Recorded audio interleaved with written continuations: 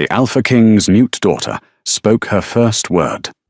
She pointed at an Omega Maid and whispered, "Mama." The great hall of the Greycliff Pack was a mausoleum of held breaths and terrified heartbeats. 500 wolves stood frozen, their scents a chaotic mix of fear and confusion. At the center of the dais, King Ulster Greycliff stood like a statue carved from grief and granite, his golden eyes wide with an emotion the kingdom had never seen him wear. Panic. Beside him, the Ice Queen, Zemelia, clutched her pearl necklace until the string snapped, the gems cascading to the marble floor like frozen tears. But no one watched the jewels fall. Every eye was locked on the small, trembling figure in the center of the room. Princess Isadora, the girl who had not uttered a sound in 7 years, raised a pale, shaking finger. She did not point at the king. She did not point at the queen. She pointed past the velvet ropes, into the shadows where the servants cowered, leveling her accusation at a woman in rags whose head was bowed in submission. The silence shattered not with a scream, but with a whisper that decimated a dynasty.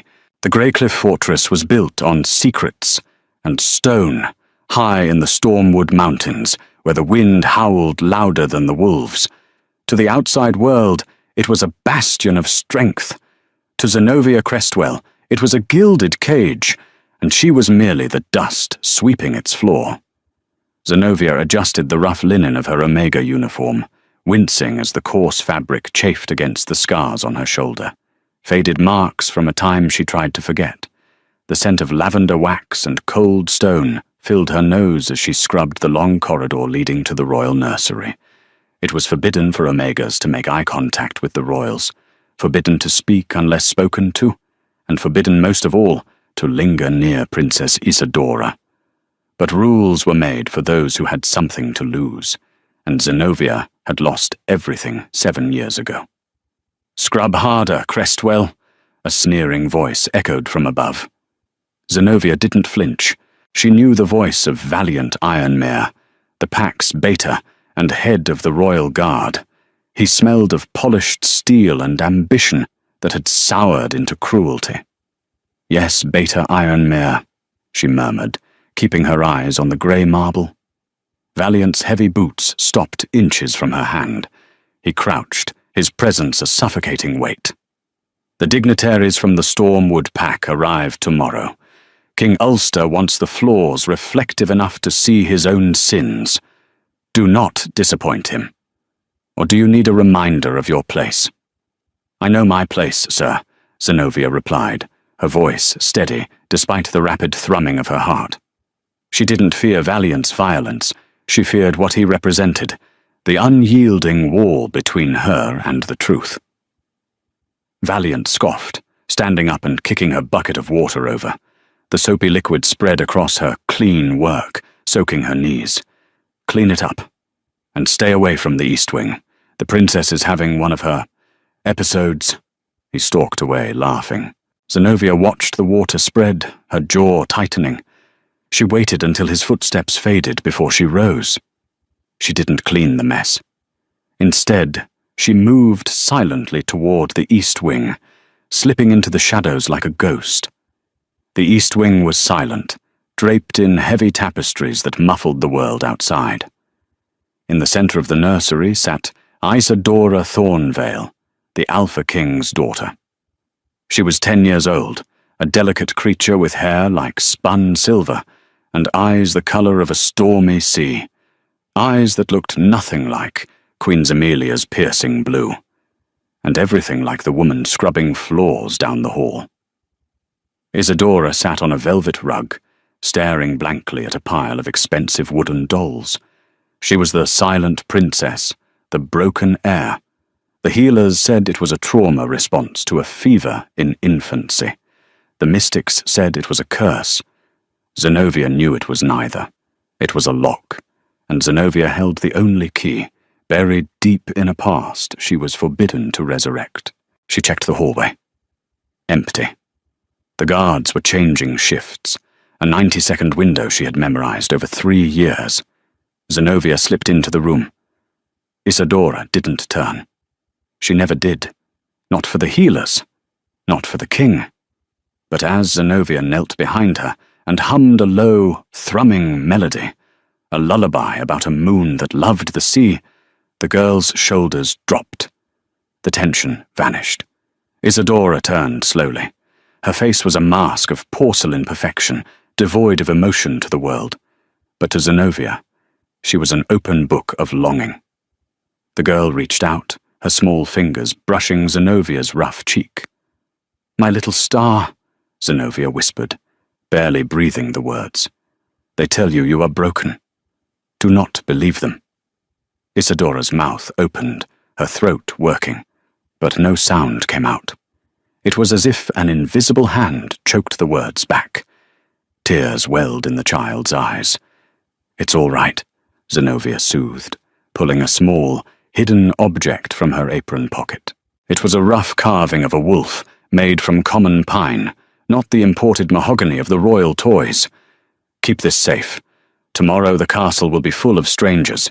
You must be brave. Can you be brave for me?"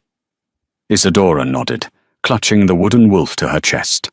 Suddenly, the heavy oak door creaked. Zenobia scrambled back, grabbing her rag and dropping to her knees, scrubbing a pristine spot on the floor, just as King Ulster Greycliff entered. The temperature in the room seemed to drop 10 degrees. Ulster was a giant of a man, radiating raw alpha power that usually forced Omegas to bare their necks in submission. He had dark hair, streaked with premature grey, and a face that was handsome, but etched with lines of exhaustion. He stopped when he saw Zenobia. His golden eyes locked onto her. For a moment, the mask of the king slipped. There was no disgust in his gaze, no command. There was only a profound, agonizing hunger, a look of a man starving at a feast he couldn't touch. "Leave us," Ulster commanded, his voice rough, like gravel grinding together. Zenobia stood, bowing low, keeping her eyes averted. "Yes, Alpha." As she passed him, the air between them crackled with electricity, the undeniable, biological pull of a fated mate bond that had been severed, denied, and buried under political alliances. Ulster's hand twitched at his side, as if he wanted to reach out and stop her, but he remained frozen. Zenobia hurried out, her heart shattering, as it did every day. She was the Alpha's fated mate, rejected for the sake of a treaty with the Thornvale clan, stripped of her rank, and forced to serve the woman who took her place. But the cruelest twist wasn't the rejection. It was the fact that Isadora wasn't Zemelia's daughter. She was Zenovia's, and the king had stolen her to save her life, or so he claimed, sealing the child's voice with a witch's binding to hide the truth of her Omega lineage. Night fell over the Greycliff fortress, heavy and suffocating. The preparations for the arrival of Alpha Whittaker Stormwood and his delegation were complete. The great hall was draped in banners of crimson and gold, the colours of House Greycliff, masking the rot beneath the foundation. In the royal chambers, Queen Zemelia sat before her vanity. She was a striking woman, sharp-angled and beautiful, in a way that felt dangerous, like a knife made of diamond. She brushed her blonde hair aggressively, her eyes fixed on King Ulster, who stood by the balcony, staring out at the rain-lashed mountains. She was in the nursery again, Zemelia said.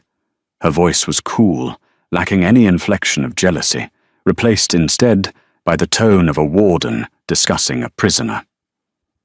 "The Omega." Ulster didn't turn. "She cleans the nursery, Zemelia. That is her job." "She cleans nothing. She lingers." Zemelia slammed the brush down. "She infects the girl with her scent. Do you think I don't smell it? The stench of her on my daughter?" Ulster turned then, his growl low and vibrating through the floorboards. "Isadora is safe. That is the agreement. You have your crown. You have the title of mother. Do not push me." "I have a mute embarrassment for a daughter." Zemelia stood, her silk robe flaring. "Tomorrow, Whittaker brings his son. He expects a betrothal, a union between our packs. If he realizes the girl is defective, or worse, if he senses she isn't pure blood, the alliance falls. And if the alliance falls, the northern armies will crush us. She is not defective, Ulster snapped, closing the distance between them. She is silent because she is protected.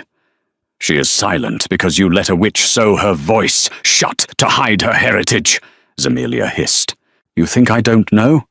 You think I don't know that every time you look at that Omega scrub woman, you wish it were me on the floor and her in this bed? Ulster grabbed Zemelia's wrist, not to hurt, but to silence her. His eyes flashed gold. Careful, Zemelia. The crown sits on your head, but the power in this room belongs to me. Then use it, she challenged, yanking her arm free. Send the Omega away. Send her to the mines, or kill her. As long as she breathes in this castle, Isadora will never be mine. And if she is not mine, she is useful to no one. Ulster turned away, his chest heaving. He couldn't send Zenobia away. The bond wouldn't allow it. Physical separation caused him physical pain. It was the curse of rejecting a fated mate. He kept her close to survive, and he told himself he kept her close to protect her. But deep down, he knew he was a coward. He was the king of wolves, yet he was ruled by fear.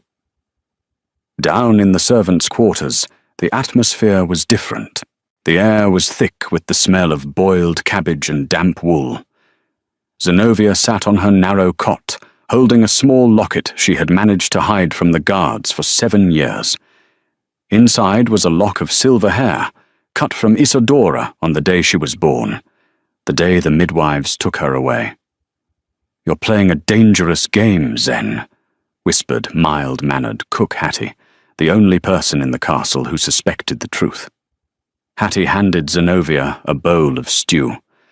"Valiant was asking about you today, asking about your shifts, asking why the king's heartbeat spikes when you enter the room." Zenobia took the bowl, her hands trembling slightly.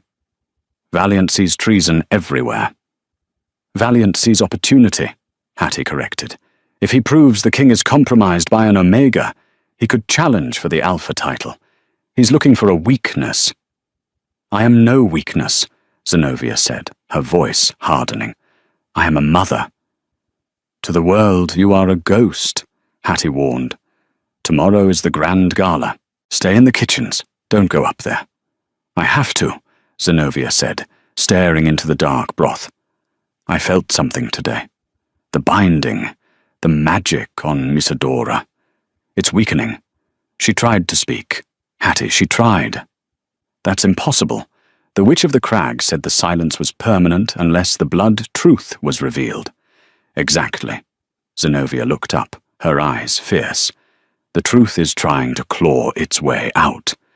And if Isadora speaks without protection, Zemelia will kill her before the first sentence is finished. I have to be there." The storm outside battered the stone walls, but the real storm was brewing inside the castle walls. Fate was tired of waiting. The grand gala was a spectacle of excess. Chandeliers made of crystal antlers dripped light onto tables laden with roasted stags, exotic fruits, and rivers of wine. The air was thick with the sense of a dozen alpha bloodlines, a heady mix of musk, spice, and power. King Ulster sat at the head table, looking regal but hollow. Beside him, Queen Zemelia was the picture of maternal doting, constantly smoothing Isadora's hair, though her nails dug into the girl's scalp. Isadora sat rigid.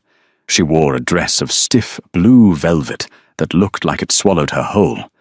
Her eyes darted around the room, fearful, scanning the faces of the strangers. Alpha Whitaker Stormwood, a bear of a man with a booming laugh that sounded more like a threat, raised his goblet. "To King Ulster, and to the union of our packs.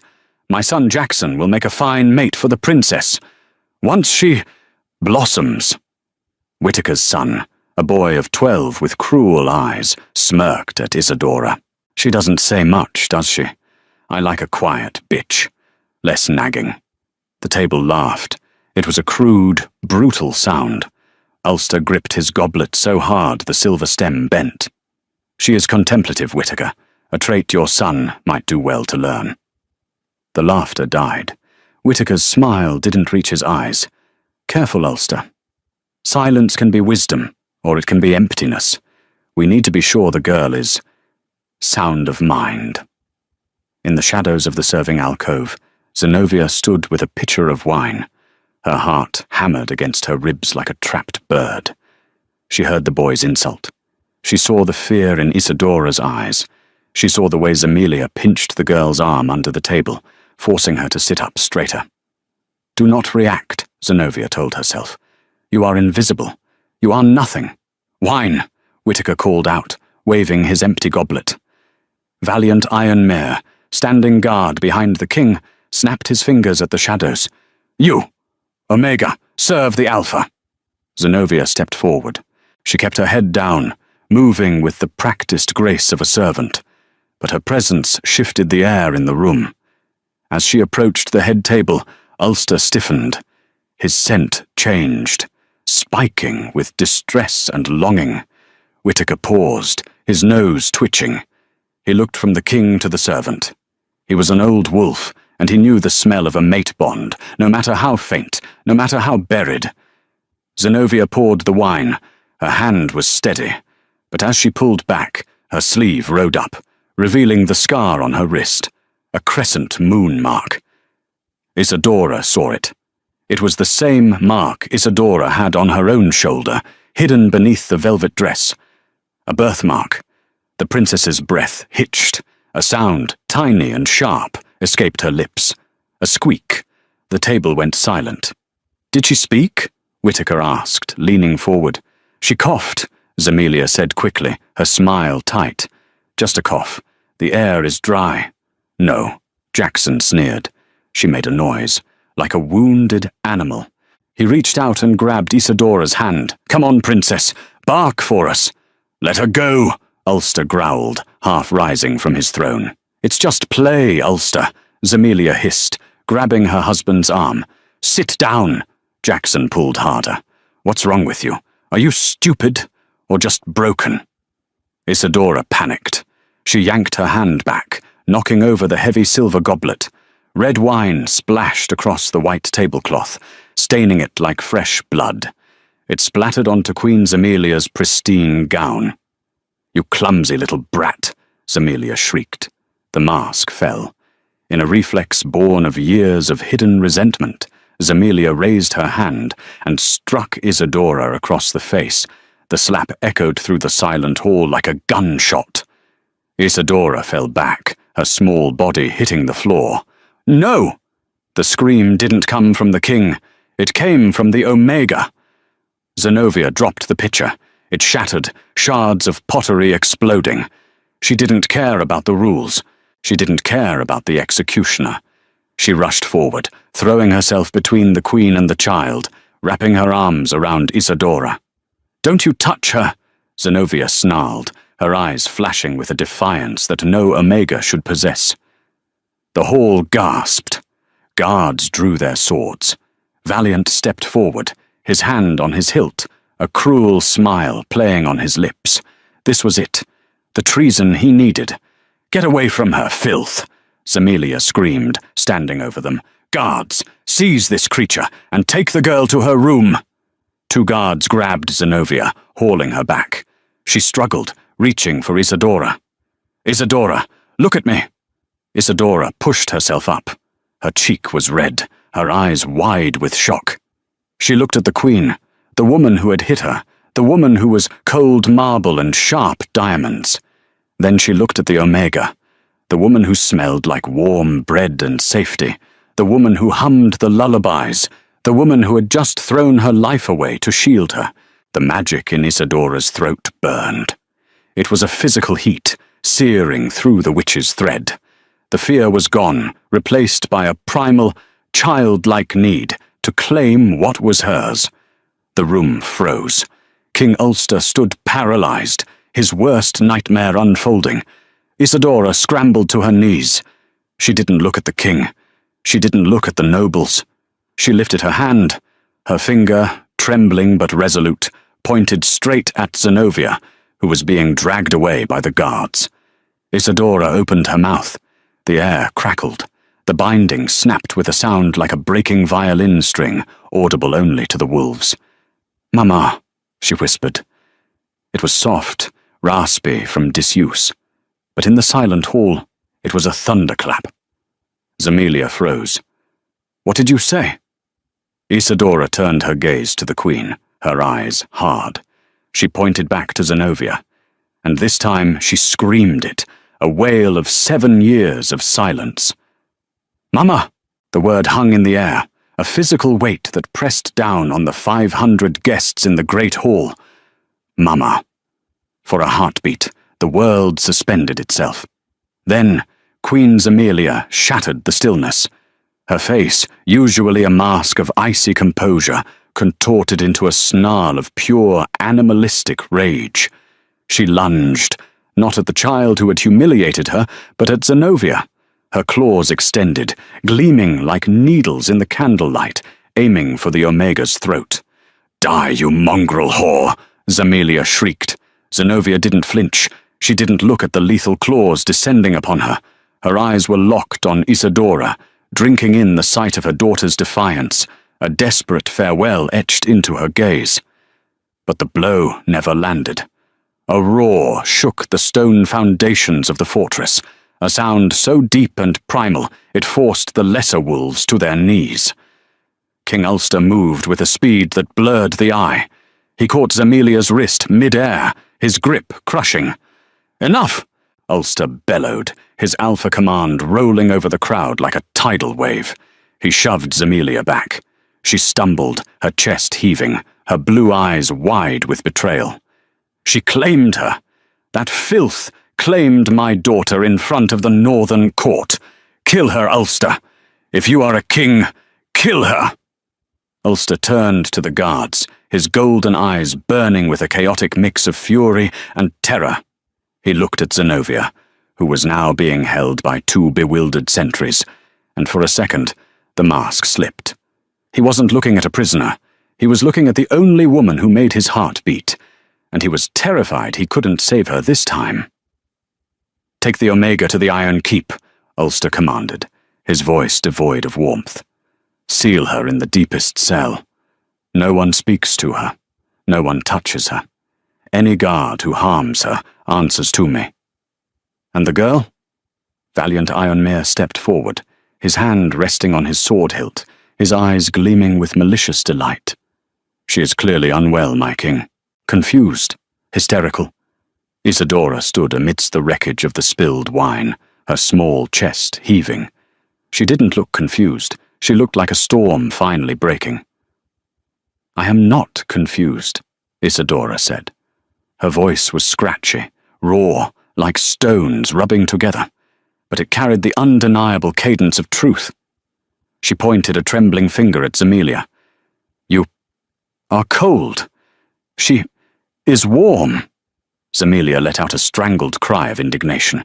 "Get her out of here," Ulster ordered, his voice cracking. "Take the princess to the solarium. Lock the doors. Healers only." As the guards dragged Zenobia away, she didn't struggle. She twisted her neck to look back at Isadora. "Be brave, my star," she shouted, before the heavy oak doors slammed shut, severing them once more. The silence that followed was heavy with judgment. Alpha Whitaker Stormwood slowly began to clap. It was a slow, mocking rhythm. "A mute daughter who speaks only to name a servant her mother," Whitaker mused, stepping over the stained tablecloth. He picked up a shard of the broken pitcher. "And a king who imprisons the servant rather than executing her for treason. You have a very interesting definition of order, Ulster."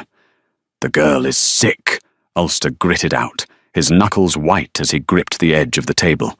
"The fever that took her voice, it affects her mind." "Does it?" Whitaker dropped the shard. It clattered loudly. "Because that looked less like madness and more like a family reunion.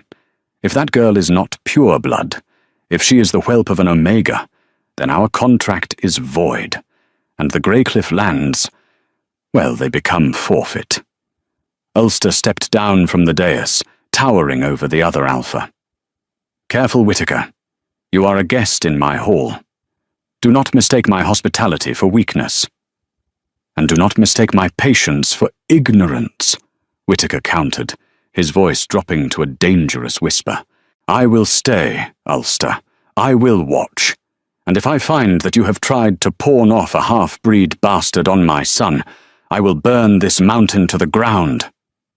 The Iron Keep was less a prison, and more a grave dug into the mountain's roots. The walls wept freezing water, and the darkness was absolute, save for the flickering torch in the corridor. Zenobia sat on the damp straw, her knees pulled to her chest. She was shivering, the cold seeping into her bones, but a fire burned in her chest. She spoke. After 7 years of silence, Isadora had found her voice. The witch's knot was broken.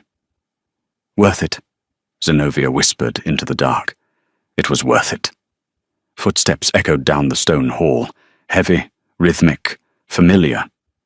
The scent hit her before the figure appeared, cedar, rain, and the metallic tang of suppressed power.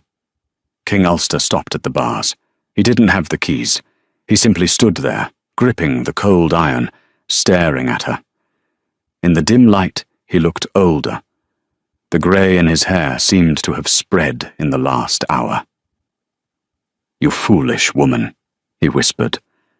It wasn't an insult. It was a prayer of despair. Do you have any idea what you've done? Zenobia stood, walking to the bars. She didn't bow. In this darkness, stripped of titles, they were just a man and a woman bound by a soul tether neither could cut. I saved her. Zemelia would have broken her jaw. You broke the kingdom! Ulster slammed his hand against the bars. Whittaker knows. He suspects. If he demands a blood test, then let him, Zenobia hissed, grabbing the bars on her side, her fingers inches from his. Let the truth come out, Ulster. 7 years. 7 years I have watched you play house with that ice witch. 7 years I have scrubbed your floors and watched my daughter call another woman mother while you stood by and did nothing. I kept you alive, Ulster roared, the sound echoing off the damp walls. The council would have killed you the moment I found you. An Alpha King cannot mate with a wolfless Omega. It is forbidden by the old laws. They would have executed you and left Isadora to rot in an orphanage. I took her to give her a life. I kept you here to keep you safe. Safe? Zenobia laughed, a bitter, broken sound. I am a slave in the house where I should be queen. And Isadora? You call that life? Silence? Isolation? She was dying in that silence, Ulster. Today she finally breathed. Ulster closed his eyes, leaning his forehead against the iron. The Witch of the Crag said the binding was absolute. If it broke, it means Isadora's power is growing. It's not just her voice, Zen. She's an Alpha's daughter. If she manifests power while having Omega blood, the strain could kill her. Zenobia felt a chill that had nothing to do with the dungeon. What are you saying? I'm saying I can't protect both of you anymore. Ulster opened his eyes. They were wet. Whittaker has given me an ultimatum. Prove her lineage by the full moon, or he declares war. And Zemelia... He hesitated. Zemelia has demanded your head to quell the rumors. Then give it to her, Zenobia said softly. If it saves Isadora, give her my life. Ulster reached through the bars. His large, rough hand cupped Zenovia's cheek. The spark was immediate, a jolt of warmth that made them both gasp. I cannot, he whispered. I rejected the bond, but I did not break it. If you die, a part of me dies. I would go mad, Zenobia. And a mad king destroys everything. Then what will you do? I don't know, Ulster admitted, the King of Wolves sounding like a lost boy. But you need to be ready. If the doors open tonight, you run. You run and you don't look back. He pulled away. the loss of contact leaving a physical ache in the air. He turned to leave, but stopped. "She called for you," he said, his voice thick. "Not me. Only you." He walked away into the shadows, leaving Zenobia alone, with the terrible hope that love might be the most dangerous weapon of all. Meanwhile, in the royal chambers, Zemelia was not weeping. She was plotting. She sat by the fire, turning a glass of wine in her hand. Valiant Iron Mare stood by the mantel, cleaning his fingernails with a dagger. "The king is weak," Valiant said. "He visits the dungeon. He smells of her." "He is compromised," Zemelia agreed coolly. "He thinks he can stall Whittaker. But I have a better plan." "Oh!" Zemelia stood, throwing the glass into the fire. The flames roared, green and blue for a second. The girl spoke because the binding broke. But a voice can be silenced in other ways. If Isadora were to tragically succumb to the madness Whittaker spoke of? If she were to fall from the high tower in a fit of hysteria? Valiant smiled, a shark sensing blood. Then Ulster would have no heir, and the pack would need a new line of succession. "Exactly," Zemelia walked to him, placing a hand on his chest. "You have always wanted the throne, Valiant. Help me remove the obstacles, the Omega and the Brat, and I will give it to you. Ulster will be too broken by grief to lead. You will step in. And I will remain queen." Valiant sheathed his dagger. "When?" "Tonight," Zemelia whispered. "The storm will cover the screams. The storm that battered the Greycliff fortress was the worst in a century. Thunder cracked like the whip of a god, and lightning illuminated the stained glass windows in jagged flashes. In the solarium, Isadora paced. The room was filled with expensive toys she had never played with. She clutched the rough wooden wolf Zenobia had given her. She could feel a strange humming in her chest, a vibration that matched the thunder outside. She wasn't just speaking. She was feeling everything. The vibrations of the guards' boots outside the door, the scuttling of mice in the walls, the distant heartbeat of the woman in the dungeon. The door handle rattled. It was locked.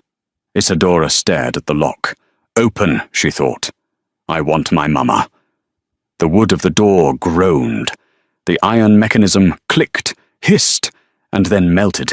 Molten iron dripped onto the stone floor. Isadora gasped, stepping back. She looked at her hands. They were glowing with a faint silver light. This wasn't werewolf strength. This was something ancient. Something forbidden. The door swung open. But it wasn't Zenobia standing there. It was Jackson Stormwood. The boy smirked, slipping into the room and closing the door behind him. "Well, well, Daddy said you were special. Didn't know you were a fire starter, too." Isadora backed away, clutching the wooden wolf. "Go away." Her voice was stronger now, less raspy. "Can't do that, Princess." Jackson stepped closer, his eyes dark.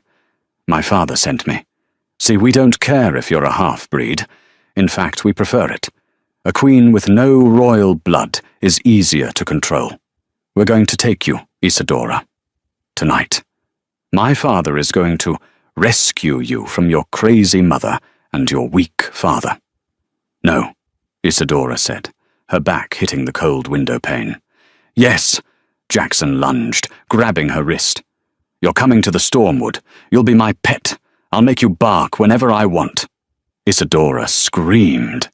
But it wasn't a scream of fear. It was a scream of rejection. A pulse of silver energy exploded from her body.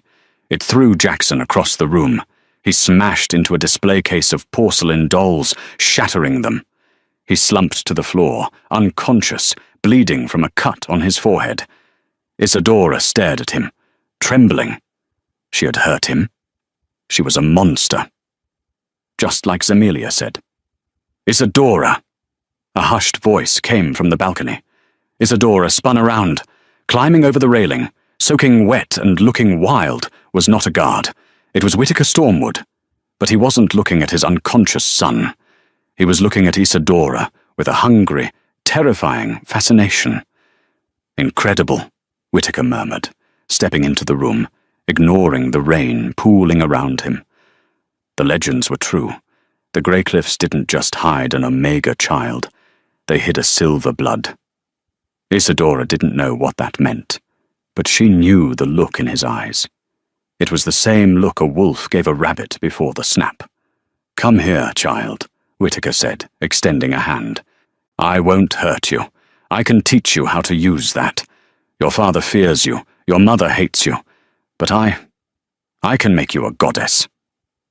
Isadora looked at the door, then at the balcony. She had to run. "I want my mama," she said firmly. "Your mama is in a hole in the ground," Whitaker sneered. "But if you come with me, I'll let you say goodbye before I kill her." The threat hung in the air. Whitaker lunged. At that moment, the door, already damaged, was kicked off its hinges. Valiant Ironmere stood there, sword drawn, expecting to kill a helpless girl. Instead, he found the rival Alpha and a room destroyed by magic. "Treason!" Valiant shouted, seizing the opportunity to frame Stormwood. "Assassins!" Chaos erupted. Whitaker roared, shifting into his massive black wolf form, mid-leap, tackling Valiant. The two beasts crashed into the hallway, a ball of fur and fury. Isadora didn't wait. She grabbed a heavy velvet cloak from the bed, threw it over her head, and ran. She ran not away from the danger, but down toward the smell of damp earth and the heartbeat that sang to hers. She ran toward the Iron Keep, but as she descended the spiral stairs, she collided with a solid wall of muscle. Strong hands caught her. She looked up, terrified, into the face of King Ulster. Ulster looked at his daughter, really looked at her, for the first time in years. He saw the silver glow fading from her hands. He saw the terror, and he saw the fierce determination that was entirely Zenobia. "Papa?" she whispered, the word foreign on her tongue. Ulster's face crumbled. He scooped her up into his arms, holding her tight against his chest. "I've got you," he choked out. "I've got you. We're going to get her. We're getting your mother." "Now?" Isadora asked into his shoulder. "Now," Ulster vowed, his golden eyes hardening into molten steel. "Tonight, the Greycliff pack falls, but the Greycliff family survives." The descent into the Iron Keep was a spiral into the belly of the mountain, a place where the air grew thin and tasted of rust and ancient sorrow. It felt different this time. It wasn't a walk of shame or a secret visit cloaked in shadows. It was a crusade. King Ulster moved with the momentum of an avalanche, his boots striking the stone steps with a rhythm that promised violence. Isadora clung to his neck, her small face buried in the thick fur of his cloak, her body radiating a heat that felt less like fever and more like a furnace waking up. The torches flickered as they passed, casting long, dancing shadows against the weeping walls. Down here, the storm outside was just a distant vibration, a trembling in the stone that matched the rage in Ulster's blood. When they reached the heavy iron door of the dungeon level, the atmosphere shifted. The air was thick with the scent of fear, sharp and acidic. 6 guards stood stationed there, their armor bearing the Greycliff crest, but their eyes shifting nervously. They were Valiant's men, hand-picked for their loyalty to the Beta's coin rather than the crown's honor. "Halt!" the guard captain barked, leveling his spear. His voice wavered, betraying the terror of facing an Alpha in full fury. "Beta Ironmere has ordered a complete lockdown. No one enters or leaves, by order of the acting regent." Ulster didn't slow down. He didn't even draw the sword at his hip.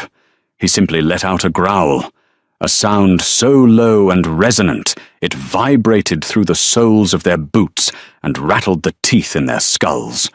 It was a sound of pure, unadulterated dominance, the voice of a wolf who had remembered he was a king. Acting regent? Ulster's voice was a jagged whisper that carried more weight than a scream. "I am not dead, Captain, and I am not no one. I am your king. Move, or I will paint these walls with your treason." The captain hesitated. He looked at his men, then back at the towering figure of the Alpha. That split second of hesitation was his undoing. Ulster surged forward, a blur of motion too fast for human eyes. He didn't kill them. He was still a king who refused to butcher his own misguided subjects, but he was efficient. He caught the captain's spear shaft, snapping the wood like a dry twig, and backhanded the man into the stone wall. The captain slid down, unconscious before he hit the floor. The other guards scrambled back, dropping their weapons, the instinct to submit to the Alpha overriding their orders. Ulster stepped over the fallen men, kicking the dungeon door open. The sound echoed like a gunshot in the damp dark. "Zenobia!" Ulster roared, the name tearing from his throat. At the far end of the corridor, in the deepest cell, a figure stirred. Zenobia was standing at the bars, her hands gripping the cold metal until her knuckles were white. She had heard the commotion, the growls, the breaking wood. She saw them now. Ulster, with blood on his knuckles and a storm in his eyes, and Isadora, alive and glowing with a faint, ethereal, silver light, safe in his arms. "Isadora!" Zenobia sobbed, her legs nearly giving out with the sheer, crushing relief. She pressed her face against the iron. "You have her. Oh, goddess, you have her." Ulster didn't waste time with keys. He didn't look for the warden. He handed Isadora gently to the floor, telling her to stand back. Then he gripped the bars of the cell door. His biceps bulged, tearing the fabric of his tunic, veins popping against his skin like cords of steel. He channeled every ounce of his regret, every year of his cowardice, into his hands. With a roar of exertion that tore the breath from his lungs, he ripped the door from its hinges. The stone crumbled around the frame, dust billowing into the air as the heavy iron gate crashed to the floor with a deafening clang. Zenobia didn't run to him. She ran to Isadora. The king lowered himself, and the three of them collided in a tangle of tears and frantic touches.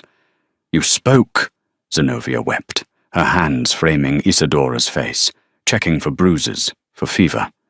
"My brave girl, you spoke. I heard you. The whole world heard you. I found you," Isadora whispered. Her voice was stronger now, shedding the rasp of disuse. It had a musical quality, a resonance that seemed to hum in the air. She pressed her glowing palm to Zenovia's cheek, the warmth seeping into her mother's skin. "I'm not broken, Mama. I'm just loud."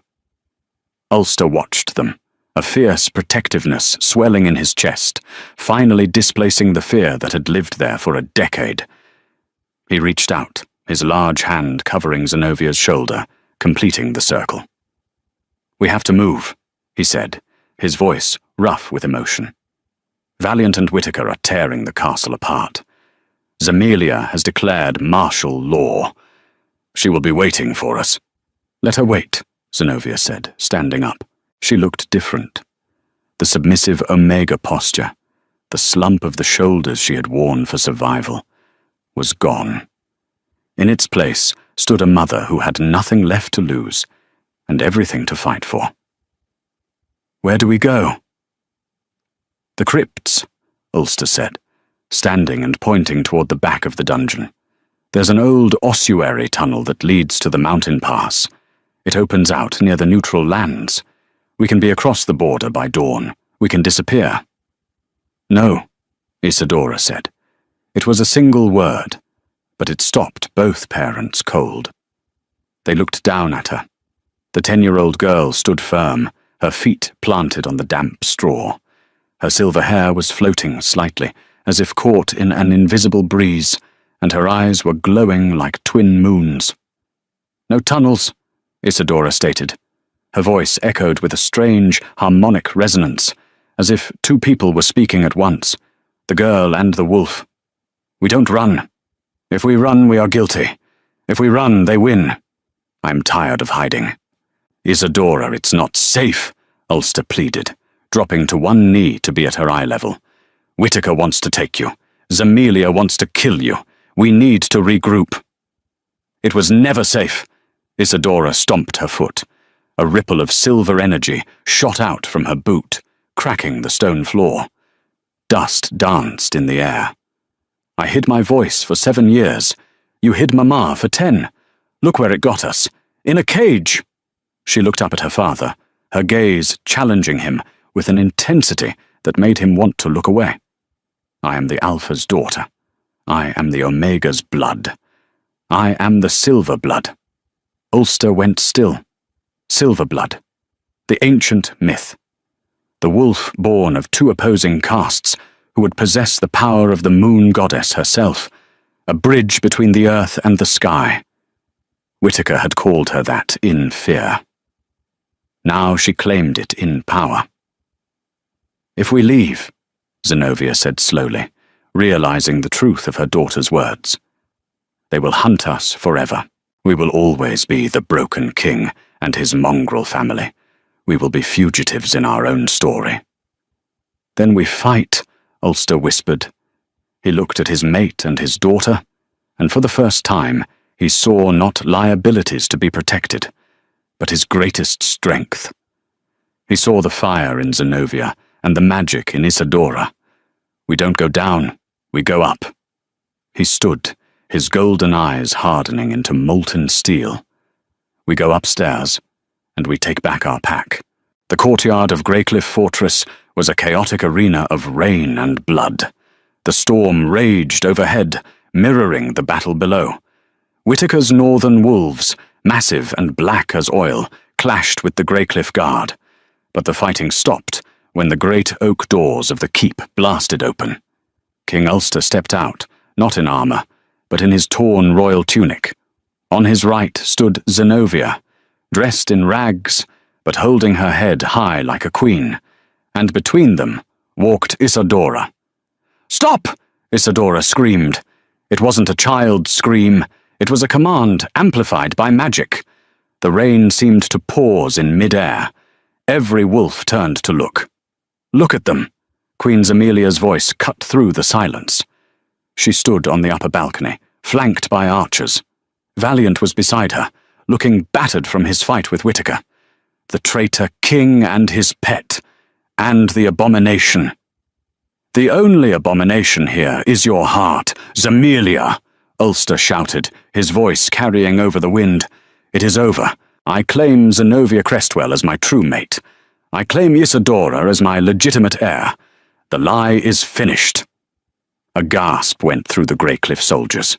To reject a political marriage was one thing. To elevate an Omega to queenship was heresy. "He is mad!" Zemelia shrieked. "Archers, loose!" The archers hesitated. They were looking at the little girl. "I said loose!" Zemelia grabbed a crossbow from the guard next to her and fired. The bolt flew straight for Zenovia's heart. Time seemed to slow. Ulster moved to intercept, but he was too far. Zenobia didn't flinch. She wouldn't give Zemelia the satisfaction of seeing her fear. But the bolt never reached her. Isadora raised her hand. The silver light that had been flickering in her veins exploded outward in a blinding dome of energy. The crossbow bolt hit the barrier and disintegrated into ash. The shockwave knocked the nearest soldiers flat. She stopped it," Valiant whispered, staring down in horror. "Magic. Wolf magic." Whitaker Stormwood, who had been watching from the shadows of the colonnade, stepped forward, his eyes gleaming. "The Silver Blood," he murmured. "She commands the energy of the pack, bonds themselves." Isadora lowered her hand. She looked exhausted, but her eyes were burning. She looked up at the balcony. "You tried to silence me," she called out to Zemelia. "You tried to make me nothing. But you forgot something." "And what is that, you little brat?" Zemelia spat, loading another bolt. "You can't silence the moon," Isadora said. She slammed her hands together. A pulse of pure white light shot up from the ground, racing up the stone walls of the fortress. It hit the balcony where Zemelia stood. The stone didn't break, it froze. The moisture in the air turned to instant ice. encasing the balcony and the queen's feet in a prison of frost. Zemelia screamed as the ice crept up her legs, trapping her. "My turn!" Ulster growled. He shifted. The transformation was instantaneous. A massive, golden-furred wolf, the largest the pack had ever seen. He didn't attack the soldiers. He leaped toward Valiant. Valiant shifted too, a grey, scarred wolf, but he was no match for an alpha protecting his family. The fight was short. Ulster pinned Valiant to the cobblestones, his jaws around the beta's throat. He didn't bite down. He growled, a low, rumbling demand for submission. Valiant whined, baring his neck. Ulster shifted back to human form, standing over the defeated traitor. "You are stripped of your rank. You are exiled. Run before I change my mind." Valiant scrambled away, disappearing into the night. Ulster turned to the Northern Alpha. "Whitaker, take your wolves and go, or find out what my daughter can really do." Whitaker looked at Isadora, who was now leaning against Zenobia, the silver glow pulsing rhythmically. He laughed, a deep, booming sound. "I came for a conquest, Ulster, but I think I'd rather not fight a goddess in the making. Keep your mountain. I suspect you'll have enough trouble changing the laws of our kind." With a nod of respect to the child, Whitaker signalled his pack. They melted into the shadows of the storm. The courtyard was silent, save for the rain. Zemelia was trapped on the balcony, shivering, defeated not by force, but by the very element she claimed to rule, ice. The Greycliff pack, hundreds of soldiers, servants, and nobles, looked at their king. They looked at the Omega woman holding the hand of the glowing child. This was the moment that would break the kingdom or forge it anew. Ulster walked to Zenobia. He took her hand, interlacing his fingers with hers, showing the scarred crescent moon on her wrist to the world. He led her to the centre of the courtyard. He knelt. King Ulster Greycliff, Alpha of the Stormwood Mountains, knelt before an Omega. "I have failed you," Ulster said, his voice loud enough for all to hear. "I failed to protect you from the laws that say you are lesser. I failed to trust in the bond the goddess gave us. I let fear rule my crown." He looked up at Zenobia. "No more. If the crown demands I deny my soul, then I deny the crown." He reached up to remove the heavy gold circlet from his head. "No," Zenobia said. She reached out and stopped his hand. The crowd held its breath. Zenobia looked at the wolves who had scorned her, the people who had treated her as furniture. Then she looked at Ulster. "The crown isn't the problem, Ulster. The silence is. Don't take it off. Change what it means." Isadora stepped forward. She placed one hand on her father's shoulder and one on her mother's. The silver light flowed from her, wrapping around all three of them like a ribbon. "The Alpha protects," Isadora said, her voice clear as a bell. "The Omega nurtures. Both are strong. Both are needed." She looked at the kneeling soldiers. "Kneel," she commanded. Not with arrogance, but with the absolute authority of the silver blood. One by one, the soldiers dropped to one knee, then the nobles, then the servants. They weren't kneeling to a king. They were kneeling to a family that had walked through fire and ice and come out whole. On the balcony, Zemelia watched, tears freezing on her cheeks. She realized then that she hadn't lost because of a mute girl or an Omega rival. She had lost because she had never understood that power without love is just a cold, empty room. The sun began to crest over the mountains, breaking the storm. The light hit Isadora's silver hair, turning it into a halo. Zenobia pulled Ulster to his feet. He kissed her, deeply, passionately, right there in front of the gods and the pack. The curse was broken. The silence was over. The laws of the Greycliff pack did not change overnight, but the heart of the kingdom shifted that very dawn. King Ulster ruled for another 40 years, but he never ruled alone. Queen Zenobia sat beside him, not as a silent figurehead, but as the voice of the people, the Omega who became the heart of the throne. And Isadora, she never stopped speaking. She became the greatest diplomat the Wolf Lands had ever known, bridging the gap between packs with her words and her silver-blood wisdom. She taught the world that a voice is not just sound, it is the spirit refusing to be buried. They say that on quiet nights in the Stormwood Mountains, if you listen closely, you don't hear the howl of a lone wolf. You hear a harmony, a father's strength, a mother's love, and a daughter's song, weaving together into a melody that defies both crown and curse. If this story of courage and forbidden love moved you, please like, share, and subscribe for more tales from the Wolf Kingdoms. Let your voice be heard in the comments below.